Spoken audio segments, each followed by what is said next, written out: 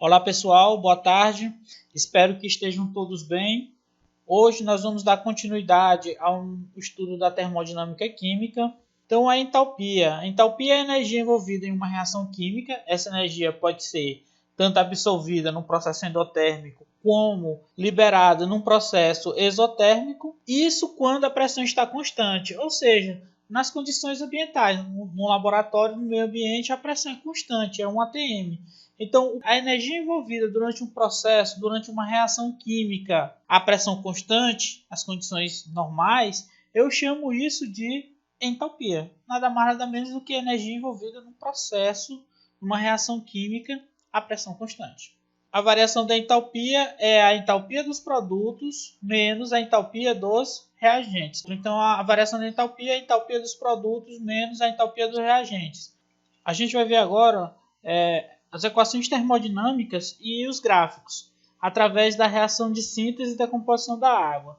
Essa primeira equação aqui é a equação que representa a reação de síntese da água, de formação da água. Então eu tenho 1 mol de moléculas de gás hidrogênio reagindo com meio mol de moléculas de gás oxigênio para produzir 1 mol de água. Nas equações termodinâmicas sempre são representados o estado de agregação da matéria. Isso é importante porque cada estado de agregação, como a gente já viu, tem uma energia. Então, estado gasoso e estado líquido. E logo após, a gente coloca a variação da entalpia, a energia envolvida nesse processo. No caso, como a reação de síntese é uma reação exotérmica, ou seja, que libera calor, o sinal é negativo. E essa reação ela produz 285,8 kJ por mol. Isso a 25 graus Celsius e a pressão constante de 1 atm. A reação de decomposição, que é a reação de quebra da molécula de água, a reação inversa da reação de síntese, a gente tem 1 mol de moléculas de água no estado líquido, produzindo 1 mol de gás hidrogênio e meio mol de gás oxigênio. Essa reação, também a gente tem que colocar os estados de agregação, líquido, gasoso e gasoso. Tem um ΔH de 285,8 kJ por mol. Como é uma reação endotérmica, eu coloco o sinal positivo. Então, o sinal negativo, exotérmico, libera calor. Sinal positivo, endotérmico, absorve calor. Tá bom? Então, a gente tem a representação gráfica.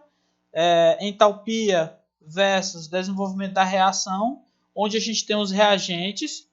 Como essa reação aqui é a reação de síntese, tá bom? A gente tem que os reagentes eles têm mais energia do que os produtos. Por quê, professor? Porque a energia está sendo liberada. Se a energia está sendo liberada, os produtos vão ter menos energia do que os reagentes, como está sendo mostrado no gráfico. Então, os reagentes gás hidrogênio e gás oxigênio têm um patamar superior, um patamar de energia superior ao patamar dos produtos, que é a água. Então, se a gente for fazer o caminho da reação dos reagentes ao produto, a gente tem uma setinha para baixo. Essa distância aqui, pessoal, é o ΔH, tá bom? Que é o produto menos o reagente. Então, essa distância é ΔH e essa seta para baixo está indicando que o ΔH é negativo, que a energia está sendo liberada. Tá bom? Na reação de decomposição, o reagente é a água e os produtos são o gás hidrogênio e o gás oxigênio. Aqui a gente tem, como é uma reação inversa, que os produtos são mais energéticos, então eles estão no patamar superior, enquanto o reagente menos energético está no patamar inferior, tá bom? Então, como a energia está sendo absorvida, no final da reação, o produto vai ter mais energia do que os reagentes. Então, a setinha fica no sentido para cima, ou seja, é positivo, o ΔH é positivo, e o ΔH é essa distância aqui, do H dos reagentes, da entalpia dos reagentes até a entalpia dos produtos. A diferença dessa distância, produtos menos reagente, é igual ao ΔH. E é positivo por quê? Porque essa reação absorve energia e os produtos têm mais energia do que os reagentes, ao contrário do gráfico anterior. A entalpia de uma reação é a variação de entalpia referente às quantidades de matéria de reagentes especificados na equação de reação. Por exemplo, aqui a gente tem a reação de síntese da amônia, onde a gente tem 1 mol de NH2, 3 mols de H2 e 2 mols de amônio, produzindo isso tudo, liberando 91,9 kJ por mol. Então, eu posso interpretar que para cada mol de nitrogênio gasoso que reage com 3 mols de hidrogênio, eu vou produzir 2 mols de amônia e liberar 91,9 kJ.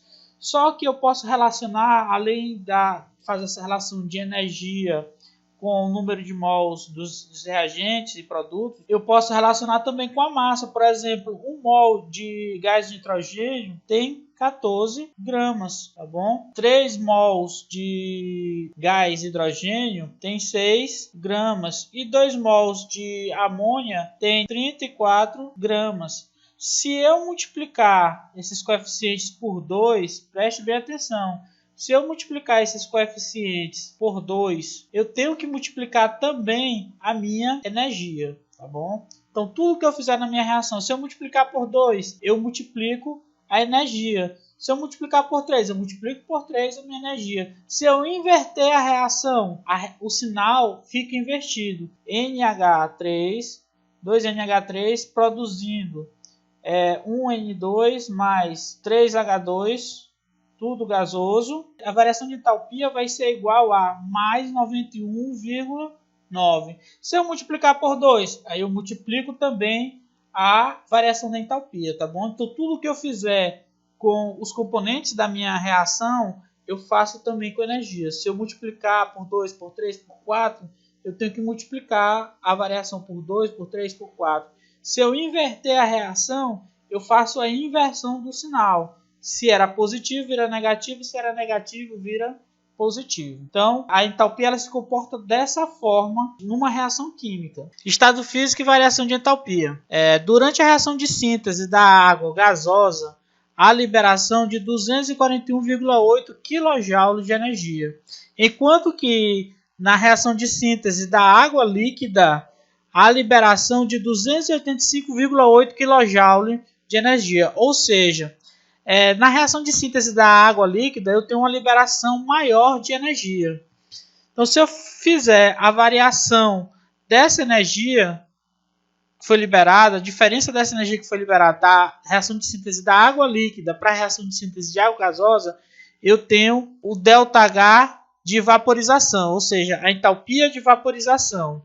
É a diferença entre a entalpia da água gasosa menos a entalpia da água líquida. Isso vai dar uma diferença de 44 kJ por mol. Então, observando o gráfico, é fácil perceber que durante a síntese da água gasosa, eu tenho uma liberação de 241,8 kJ, enquanto que dos reagentes para a água líquida, eu tenho uma liberação maior de energia. Essa diferença aqui, pessoal, da gasosa para a líquida ou da líquida para a gasosa, a passagem do líquido para o gasoso não é vaporização, estado líquido para o gasoso, então eu tenho aqui um ΔH de vaporização. Se fosse do sólido para o líquido, eu tinha um ΔH de fusão e por aí vai, de sublimação do sólido para o gasoso. Então, eu tenho esses ΔHs. E como é a passagem do líquido para o estado gasoso, como a gente já viu na aula passada, há uma absorção de energia. Então, esse ΔH é positivo. Está aqui o gráfico. Ó. A passagem da água líquida,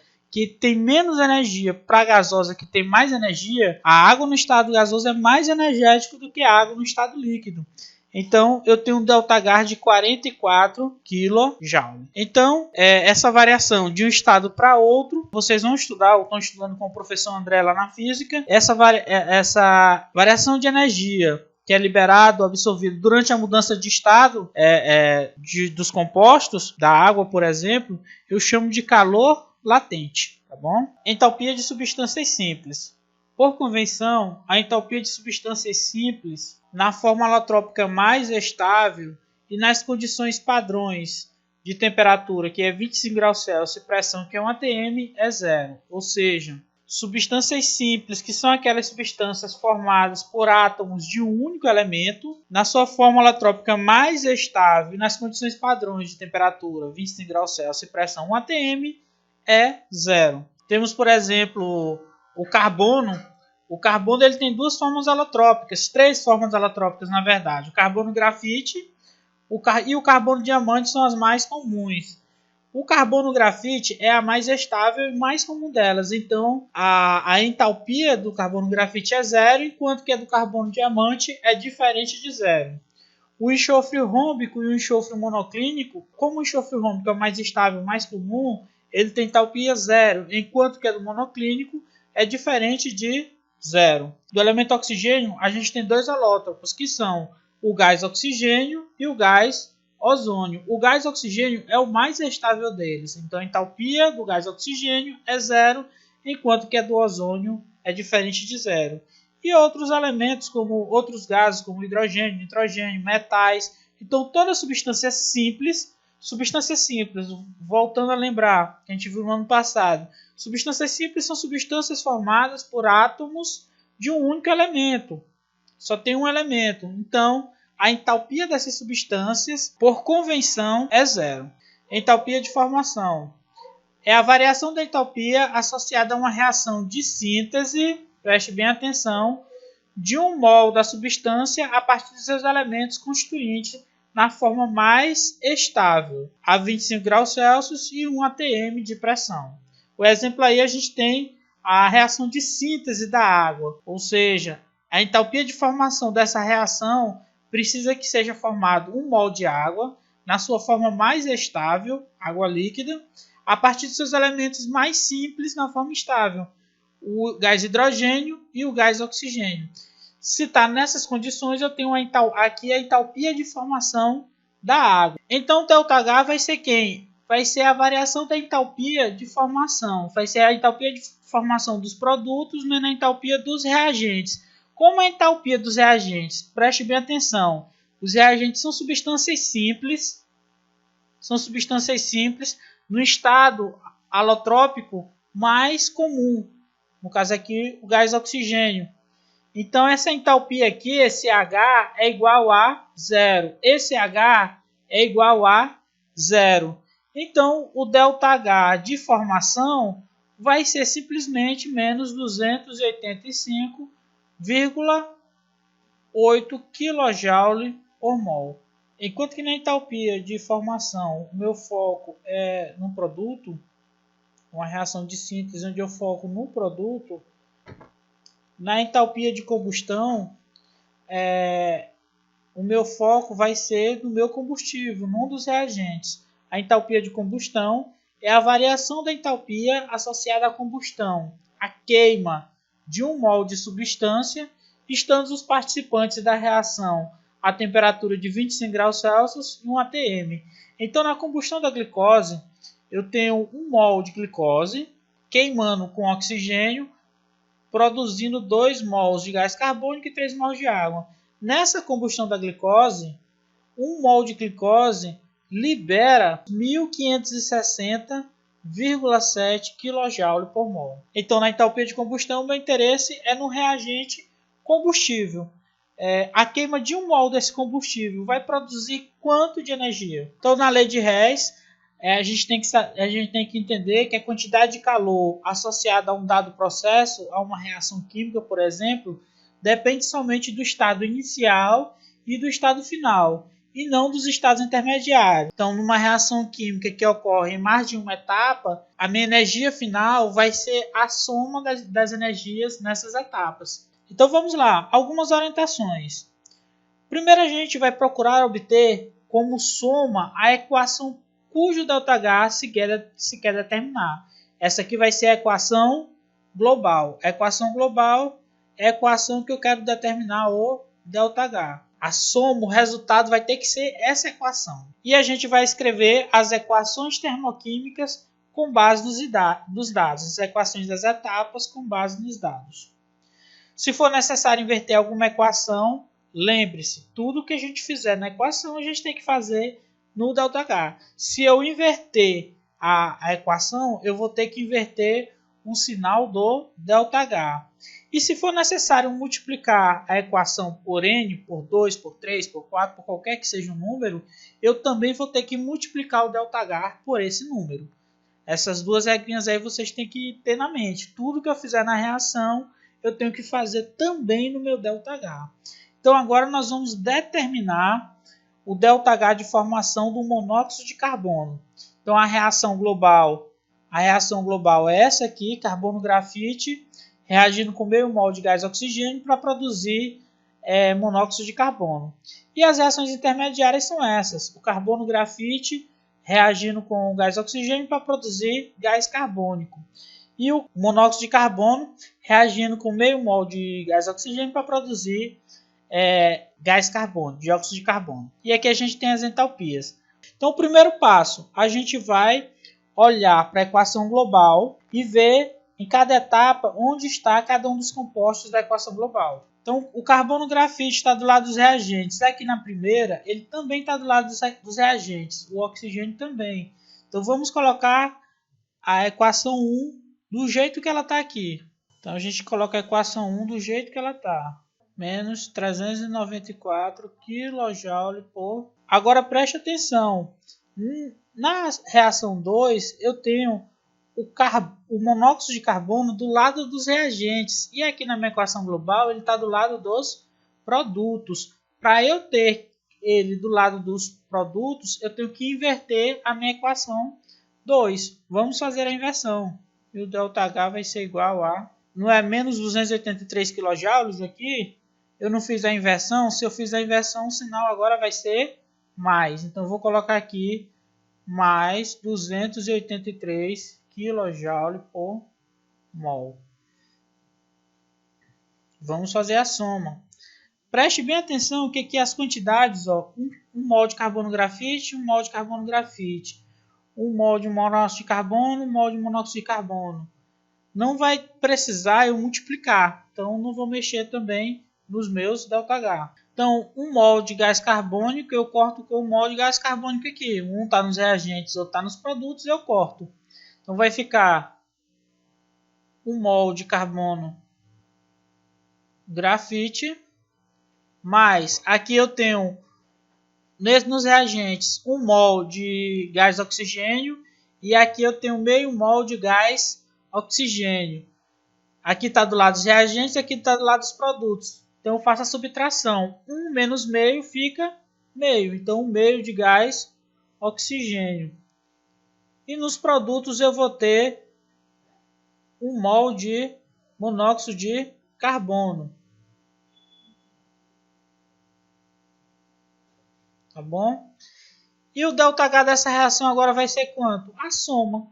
394 mais 283. Como os sinais são diferentes, conserva o sinal do maior, menos, e subtrai. Vai ficar 111 kJ por mol. Então, o ΔH de formação de 1 mol de monóxido de carbono gasoso é igual a menos 111 kJ por mol. Então, pessoal, até a próxima aula. Leia o capítulo 5 do nosso livro, a continuação, né, do capítulo. Resolva as questões e o nosso fórum de discussão.